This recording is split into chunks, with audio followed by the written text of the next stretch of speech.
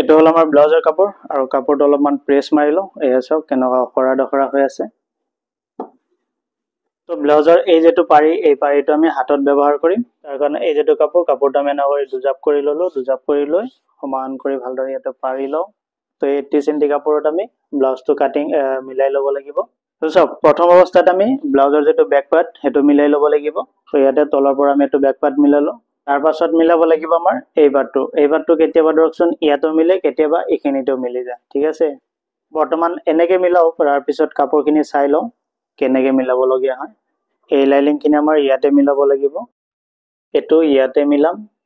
তাৰপিছতে স্লিপছটো মিলাই লওঁ, এইটো স্লিপছটো মিলালো আৰু এইটো এইখিনিতে কৰবাত মিলাম। এইটো চাওক, এইটো যদি মই যেটো হিচাপত মিলাইছো সেইটো হিচাপত আমাৰ ইয়াতে মিলাব লগা হলে ইয়াতে অকণমান কাটা যায়। তো সেইখিনিৰ কাৰণে মই এই যেটো লাইনিঙৰ যেটো যেনেকে মিলাইছো মই হয়তো অলপমান সলনি কৰিম, আপোনালোকে চাই লওক।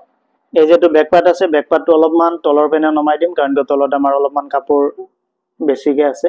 তো নমাই দিয়াৰ বিনিময় কি কৰিম এই যেটো পাৰ্ট, এই পাৰ্টটো অলপমান নমাই দিলো, এই পাৰ্টটো অকণমান নমাই দিলো। এইটো আমি যিকোনো ধৰণৰ মিলাব পাৰো, কথা নাই, কাৰণ আমাৰ ইটোৰ কাৰণে কাপোৰ বহুত আছে।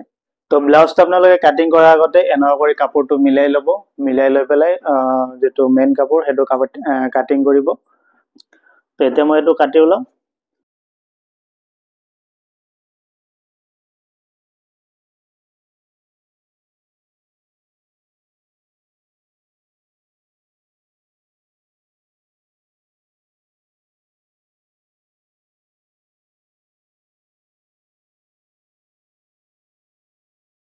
তো এইটো আমাৰ কাটিংটো হৈ গ'ল, একদম সহজতে কাটিং হ'ল।